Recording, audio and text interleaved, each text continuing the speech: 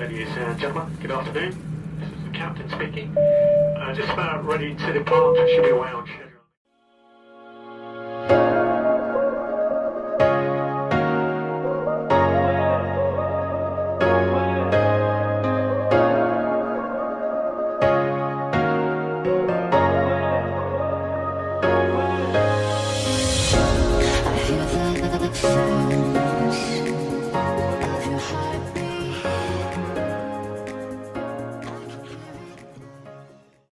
Hi, my name is Particl Marketplace. I'm a UK community ambassador for the Particl project. I'll quickly explain what everything is and leave the questions to the end. So just to start with, what is Particl? Particl is an emerging e-commerce platform and network that essentially enables the buying and selling of goods and services without any need for personal information to transact. It's a fully private system. There are no trusted third parties required. Okay? Now, how do we actually enable this? Now, there are multiple parts to this solution, but the bit I'm here to talk to you today is our escrow service, which is actually very unique to us. It only uses two parties, the buyer and the seller. There are no intermediaries with our escrow service. Now, contrast this to the traditional escrow where you've got a buyer, a trusted intermediary, and a seller. We effectively, I should have a strike through where that trusted intermediary is, but there is a buyer and seller, that's it. Now, how does this work? Right, that cup of coffee, which is currently used over there, I may wish to sell that to someone in South Africa. What I do as a seller, I access the Particl network, put a listing for that cup of coffee on the Particl network, then a potential buyer in anywhere in the world sees that listing for that cup of coffee and they go, I want to buy it. What they then do is, as the buyer, they bid for that cup of coffee at whatever its listed price is, and then put a deposit as well that's equivalent to the value of that item. The seller, the full value. At the moment, the full value. For the current iteration, the full value. We'll get to that at the end. So at the current iteration, it's the full value, 100%. The seller, likewise, when they list that cup of coffee, they also put a deposit in equivalent to 100% of the value of that cup of coffee for this iteration. Okay? If the transaction is successful, i.e. I send that cup of coffee to that guy and he receives it and says, yeah, it's a great cup of coffee, then we both agree that that transaction's gone through, and then me as a seller, I get that money that was given by the other guy, and I get my deposit back, and the buyer gets his deposit back and a cup of coffee. However, if either the buyer or the seller does not agree that the transaction was successful and a resolution cannot be reached, then both the buyer and the seller lose their deposit. So again, if for whatever reason that cup of coffee doesn't go through, me as the seller, I sent it, got lost in the post, well, because it's tea. Oh, tea, yeah. Exactly, because it's tea. Well, tough luck. I lose my deposit, and the buyer has not only lost the money they paid for that, but they lose their deposit as well. In this way, both the buyer and seller, without necessarily knowing anything about each other, are incentivized towards acting as honestly as they can. So as just a quick example, which is what I've already gone through, Joe agrees to buy a coffee mug worth of $50 from Ben. Joe offers $50 for the mug plus a $50 deposit.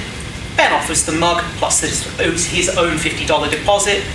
If the transaction is successful, well, Joe gets the mug and a $50 deposit, his deposit back, and Ben gets the $50 from Joe plus his $50 deposit back. Bit expensive for a mug. Yeah. So yeah, as I said, if either Joe or Ben do not agree the transaction was successful, then Joe loses effectively $100 and Ben loses $50 plus the value of his goods he was allegedly selling. So what are the pros to this? Well, as I said, Particl is a fully private network which requires no trusted intermediaries and no personal information apart from shipping. So this escrow means there's no trusted third party, therefore no commissions and no need to verify the integrity of your trusted third party because it doesn't really exist. It effectively enables transaction privacy. What's the obvious con? Well, liquidity. Both buyer and seller need to be able to afford the deposit and the associated risk of the penalty if the transaction fails. Okay, questions?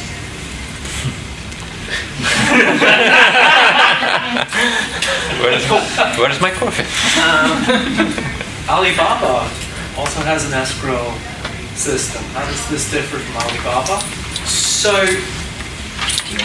the difference between Alibaba is you may still need to provide your personal information. With this, when you initiate buys and sells, at every single step of the way, privacy is built in. So at no point are you giving away your name, your date of birth, you're giving away a shipping address, but you don't have to give away your personal address. This is the opposite of traditional KYC compliance systems. It's a complete 180.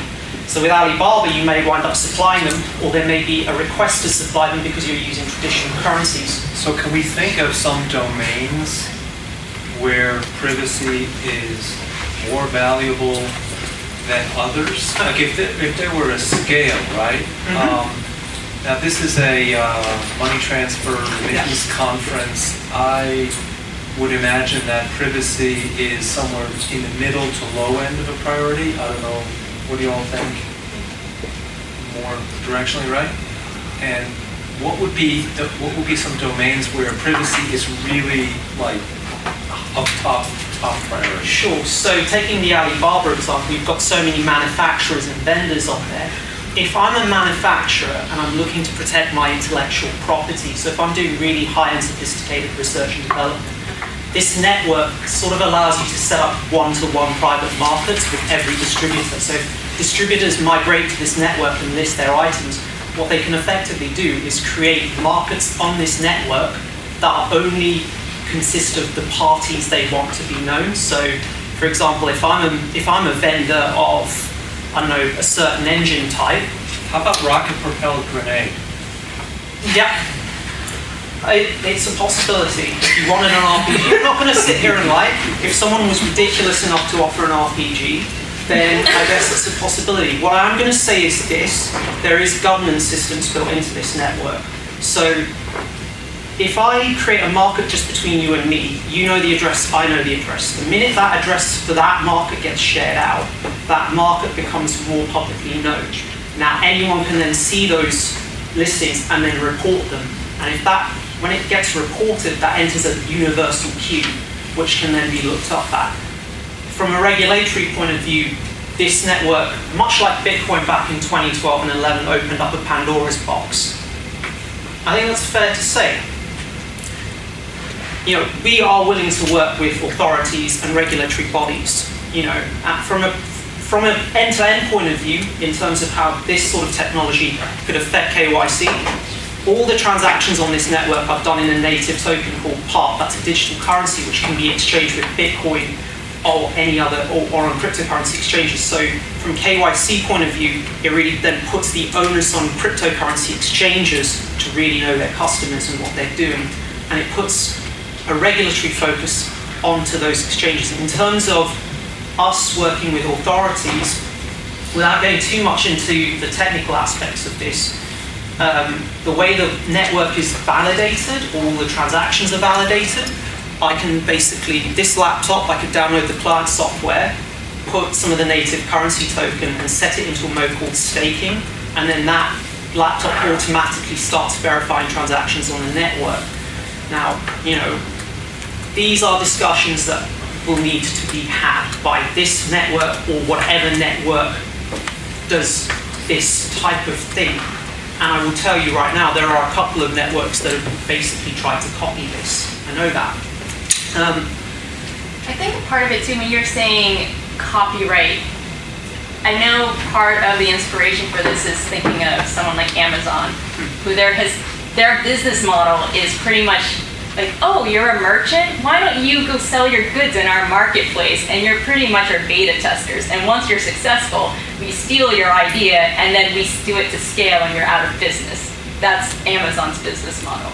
So that's not very inspiring to the small business owner who gets a short-term boost, but then pretty much gets undercut if they're too successful. And so I think the idea, right, to have no centralized authority, you have control a bit more of your marketplace and your transactions. And, you know, Facebook, the tech companies have been kind of under some scrutiny of the amount of power we give these companies, right, in terms of our data and our privacy and how they do their business models because it's free, but everything has a cost. And I guess here you're seeing the cost in the escrow price, but you at least have some more control over your data, and something like art or, where people do care about these things. Is the patent, the business model, the two-sided escrow, or is it the technology? So it's fundamentally code. It's an open-ended technology which is for open source development. Any developer could go into the coding libraries. They're publicly available on the GitHub repositories. You can go look at them and you could start either developing for the Particl network, or you could lift some of that and create your own network that might be analogous. So this is a common good. This is a common good goal. This is exactly as I said, from a pure privacy-centric point of view. This is what we aim to do.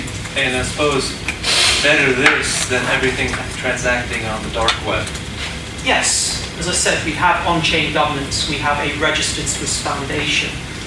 When we built this, we were being very explicit the whole time that this is not a dark web. Okay? We appreciate the potential for that, which is why we built in on-chain governance. It's why we built in on-chain reporting systems. That's why we have report queues. That's why you can, it's why the foundation would be willing to work with appropriate regulatory bodies. But just to clarify, that reporting is only if someone flags it. If it gets flagged, yes. So if nobody flags it, it is effectively a dark web. If nobody flags that item hasn't been flagged. But what I'm going to say is you can't monitor. Let's look at global commerce from a real perspective right now. If you think of HSBC, they were involved in some huge money laundering business not that long ago. You can do illegal stuff with fiat. You can do illegal stuff with traditional money remittance services. You can't stop illegal stuff from happening. You can take the precautions required to make. And, if you want a fully privacy-centric network, as I said, tell you what, I'd like to hear your point of view. Well, I think it is essentially a dark web. I mean, what you are describing here is exactly what you see on TV in startup. So I would beg to It's disagree. exactly that model. So what I would disagree. A dark web doesn't have on-chain governance. A dark web doesn't allow you to flag things up. No, but it had an internal record. So there was data kept. I mean, I'm with you. You just use this as RPG, this is code, this is... For me, this is simply, if you're a manufacturer, you can have one-to-one markets with your vendors, and you can basically hide your manufacturing, your manufacturing supply chain from your competitors. If I'm developing commercially sensitive R&D, I don't have to worry about people trying to steal my patents and my technology to a certain extent because that's protected. If I simply am just if I just simply want to send some money privately without having to give up my personal data to a friend, that's simply done. So just go back to the escrow point. Yeah. You sell me the cup of coffee. Mm-hmm. I put my $50 up. Yeah. I get the cup of coffee, but I dispute it saying I didn't get it. Yeah. So that's cost me $50. Yeah. It's cost you $50, and I've got the coffee. Yeah. So I win. Well, no, you've lost $50. No, you but may I've got have the this. coffee, but you've just paid twice over for the coffee. No, I haven't. Well, you've paid $50 plus a $50 deposit. Right. Double settlement. Yes. So when do I pay the second $50? You pay it at the time of purchase.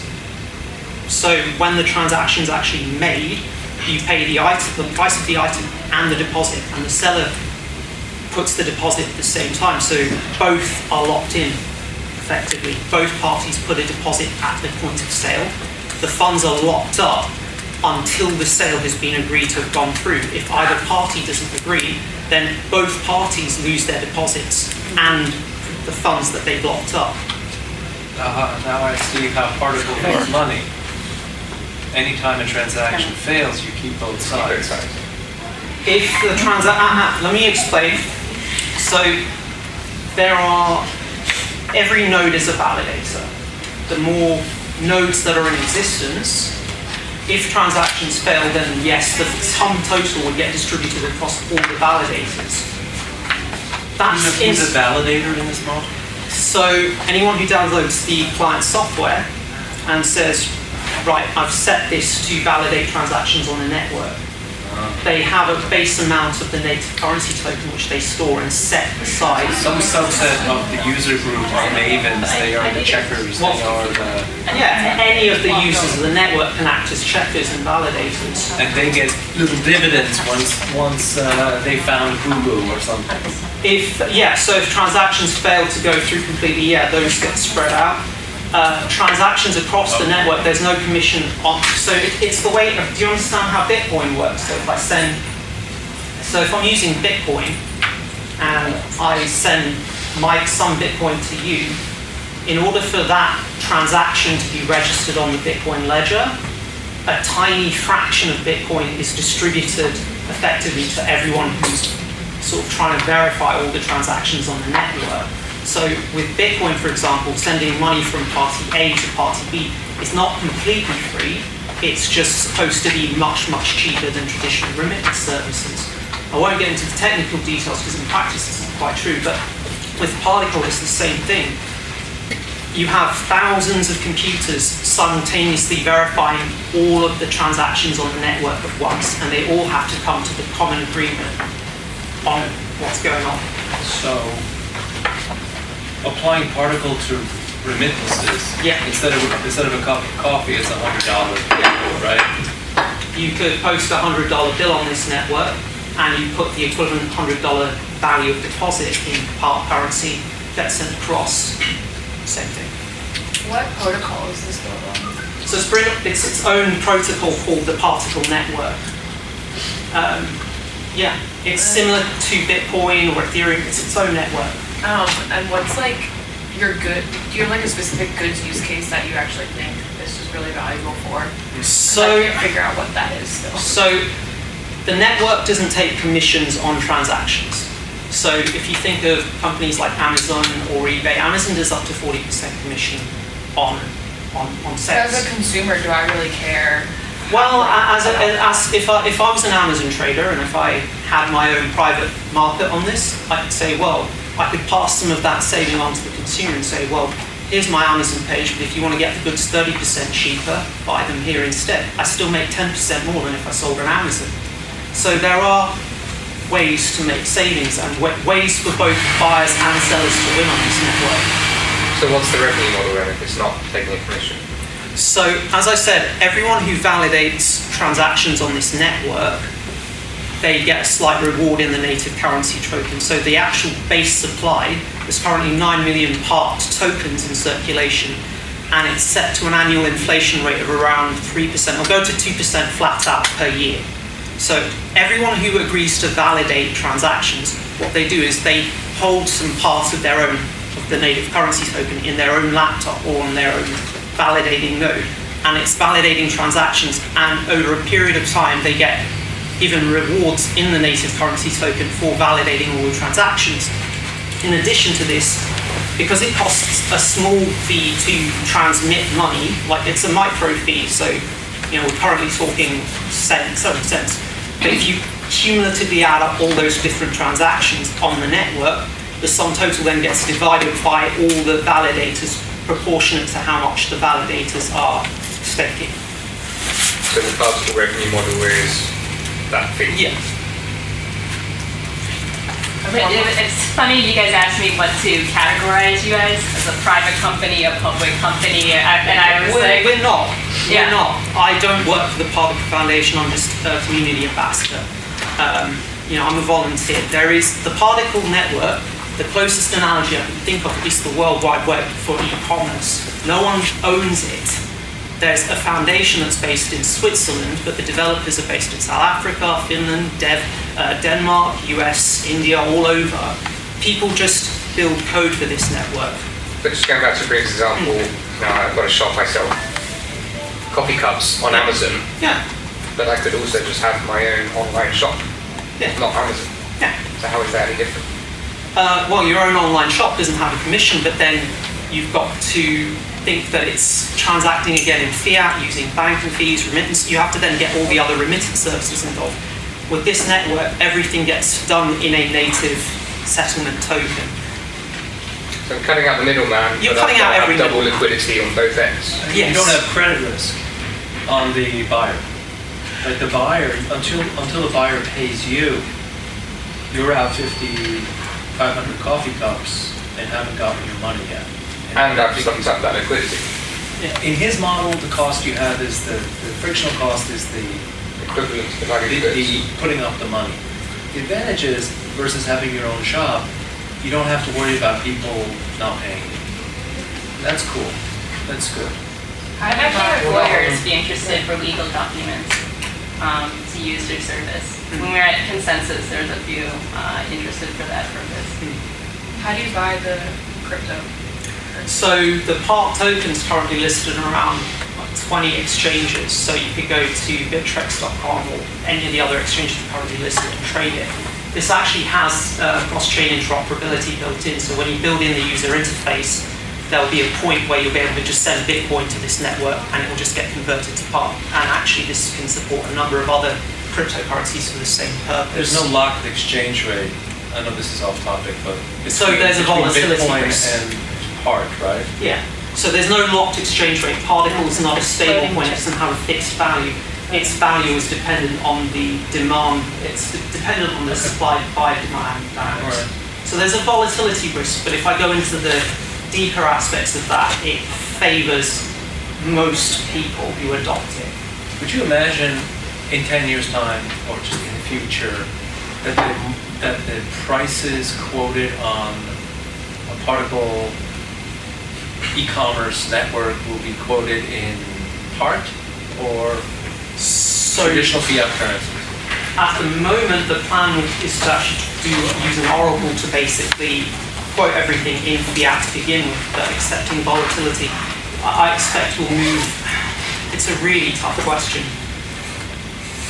I think it depends on whether the network becomes successful or whether a network like this grows and becomes successful. I think it's a very interesting concept. I think conceptually it can work. And this could be, in my mind, I could be representing 4 or 5 other companies with the same concept. In my mind, I see this as a future. And I see this as an inevitability of the technology that we already have and something that we need to brace for and prepare. So I think it's really great that I get to talk to you about it today. Volatility risks and fiat and crypto, that's a discussion for... it's a huge discussion whether you have faith in the underlying US dollar, for example. I think that's the key thing. Do you believe the US dollar is going to be relevant in the next 20 years? If yes, then I guess we're going to go with fiat. If you think it's going to be Bitcoin or some other cryptocurrency, then I guess we're going to go with that. Sorry, are you operational at the moment, or is this conceptual? So the actual chain is operational for remittance services, but the marketplace and escrow aspects of it was supposed to have been delivered last week, but the plan is to get it deployed this month. All right. Thank Thank you. This is a very lively